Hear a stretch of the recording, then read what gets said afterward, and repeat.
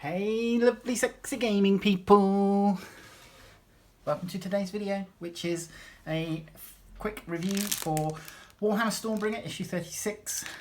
We get a Fungoid cave Shaman.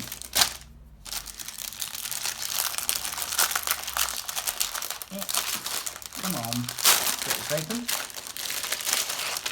There we go. Right, we'll have a look at that in a mo. Let's get this open. Right, so Kragnos, the end of empires. Kragnos is a monstrous deity of earthquakes and upheaval who is said to embody the savagery of the realm of beasts. It is no wonder that his warlike spirit and violent rampages across Gur have attracted many Uruks, Grots, Ogres and Gargants to his side. For the forces of destruction see in him a kindred spirit. So there you go. Is this the guy? Kragnos is known as the end of empires, and he has laid low many nations. Yeah, he looks a little bit pissed off. Fair enough. Right, Age of Myth. Kragnos hails from a time long before Sigmar came to the realms, when gargantuan creatures such as the centaur-like Drogrok or Drogruk and the reptilian Dragoneth roamed the lands. Godhood. Kragnos was worshipped by the primitive Uruks of that time, who paid him tributes of magical amber bone. He grew in strength and stature, killed beasts and toppled nations. He seems to be having some anger issues here. War in Gur.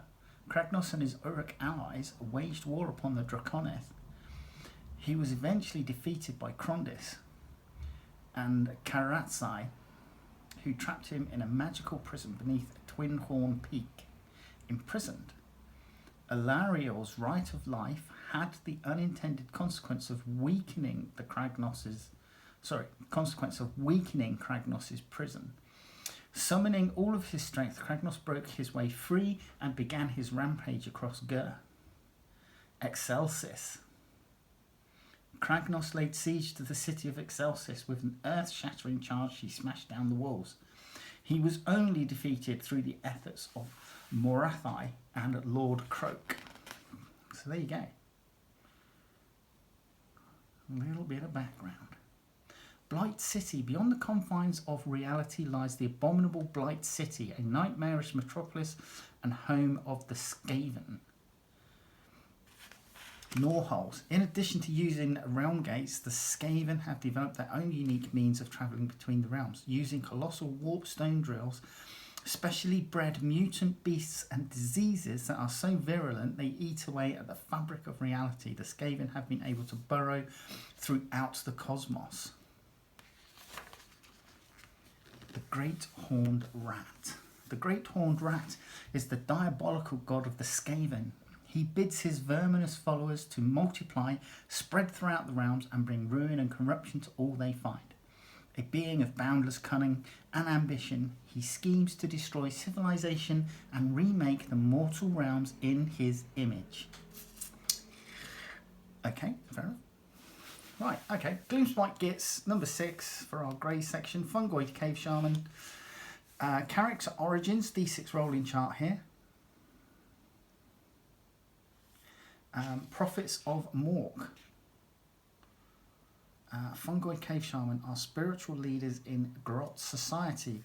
Consumption of vast quantities of mushrooms results in bizarre dreams, which they claim are sent to them as prophecies by Mork. And then you have a lunatic leadership D6 rolling chart. Fantastic. So, yeah, that's cool. How to build for our blue section. It's looking fairly basic, to be quite honest. I may build him and glue his mushroom stand to the base along with these little toadstools. but not him, so it makes it easier to paint. I'm not painting him, somebody else will be painting him, but yeah, I think that's what I'll probably do.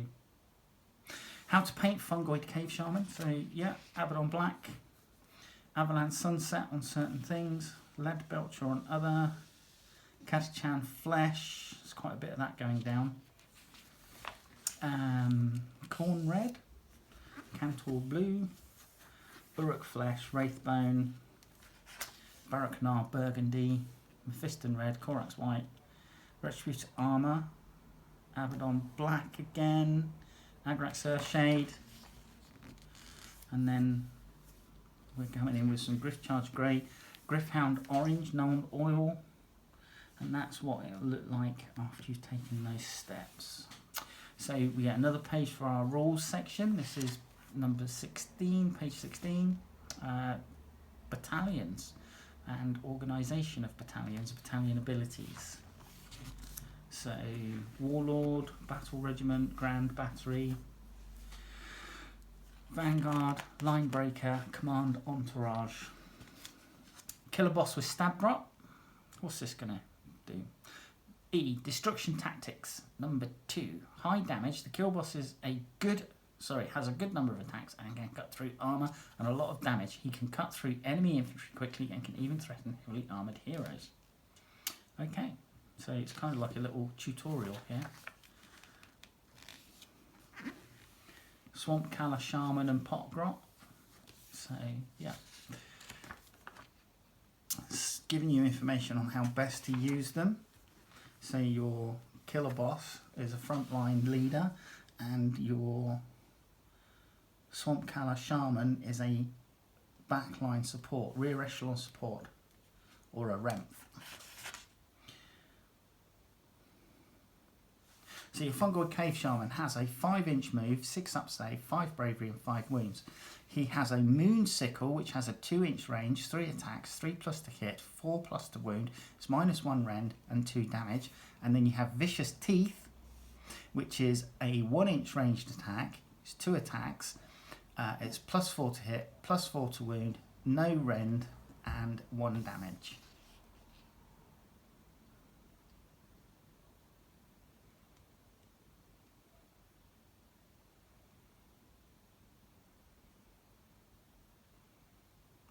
Okay, Deathcap Mushroom. These mushrooms enhance the Eater's magical capabilities. If this unit is in a Gloomspite Gitz army once per battle in your hero phase, you can say this unit will eat a Deathcap Mushroom. If you do so, this unit can attempt to cast 1 additional spell in that hero phase, and that spell can be any spell from the lore of the moonclans. Cool. Trippy firepower. Right, and then we come into our pitch battle, Arcane Empowerment. The armies of order and destruction have stumbled upon a site where multiple ley lines converge, which is drawing arcane energy from across the realm of shadow to it like a magnet. Oh, excuse me.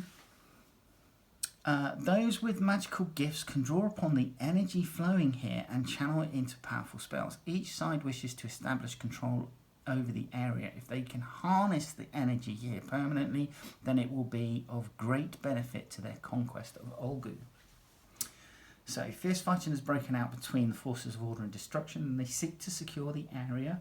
Both forces battle desperately to drive their enemy from the land and capture the magical energy. The Alliance of Order, as the forces of destruction draw more shamans and sorcerers to their cause, the Stormcast Eternals must strive to bolster their own magical capabilities. This nexus is vital for securing a foothold in Ulgu and for holding back the growing green tide. And you're going to have the Knight Arcanum, the Arch Revenant, 5 Vigilors, 5 Vindictors, and the Stormstrike Chariot. The Alliance of Destruction, the Fungoid Cave Shaman, has led the forces of destruction to the nexus point. If they can capture it, they will use their foul fungal magic to corrupt the arcane energies that gather there, creating a dank, spore-choked paradise for Gloomspite Gitz. And you are going to have your Fungoid Cave Shaman, Kill Boss with Stab Grot, 20 Shooters, 10 Gut Rippers, and the Marsh Crawler Slogoth. and we're using both the desert battle mats, and you're essentially deploying in opposite quarters. So there and there.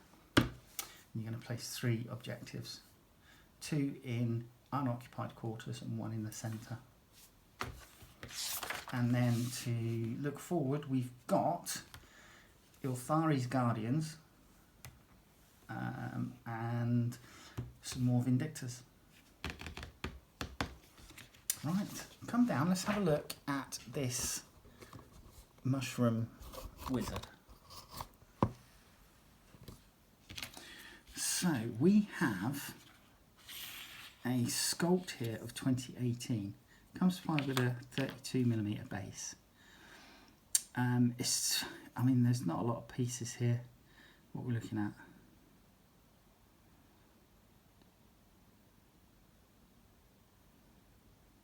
Eight pieces.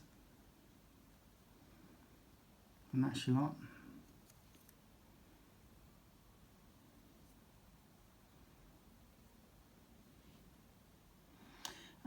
It looks good. Let's flip it over.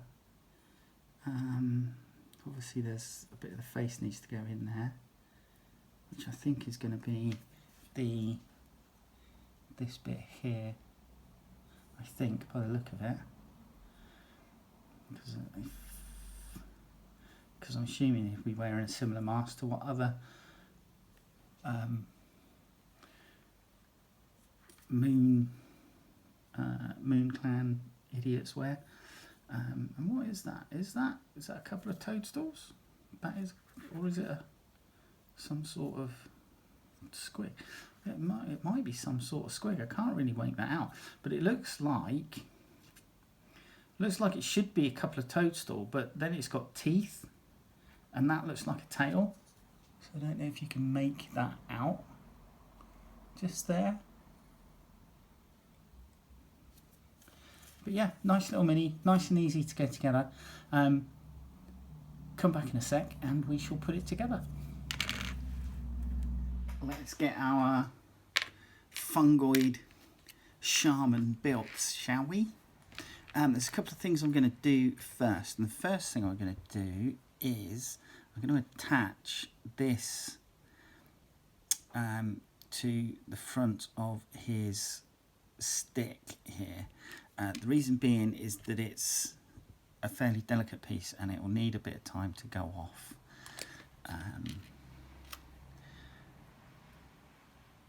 So that just attaches like so. Oops. And there you go.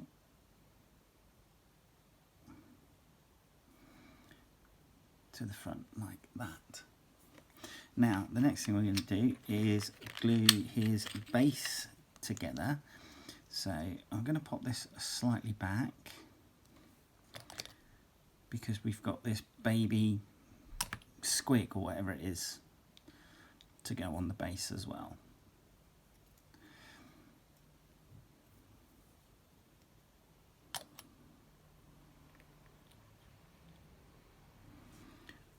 And then this is the little baby squig.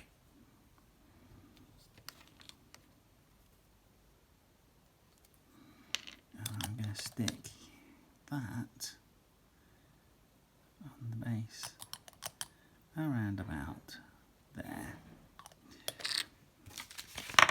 Oops.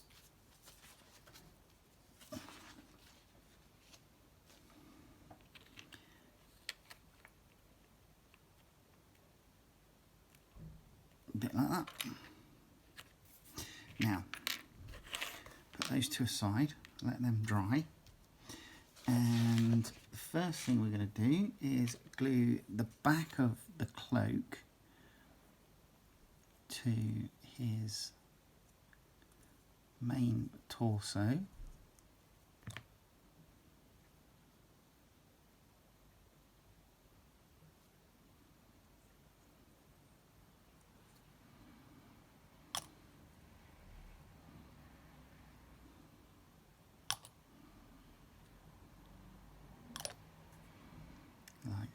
plus, and then this is part of the front,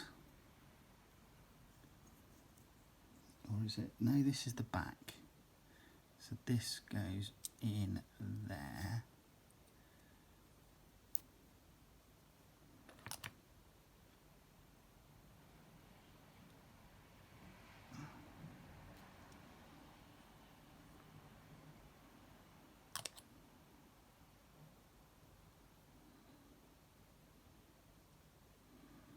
Like so. And then we're having the face come in.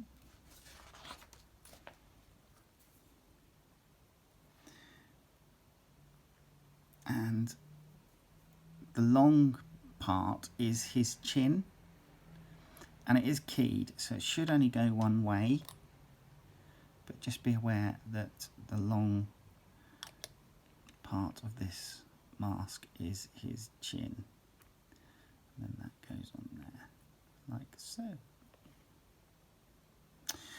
Then we're going to come in and glue the arm into the sleeve just there, and what I'm going to do is I'm going to pop in the glue into the sleeve,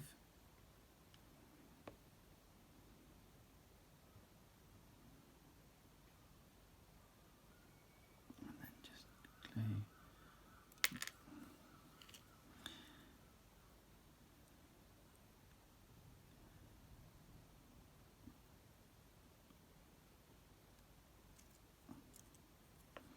I do hate, with a bit of a passion,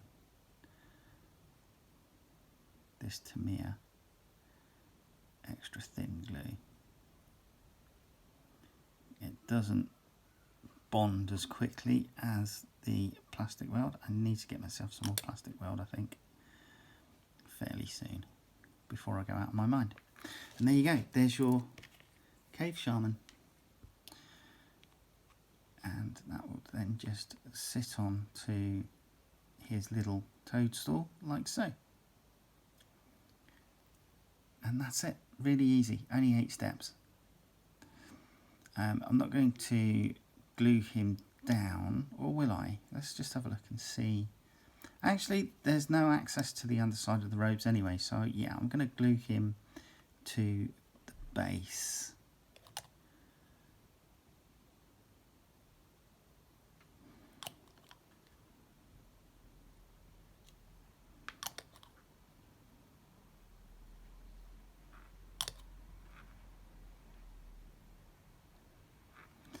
So,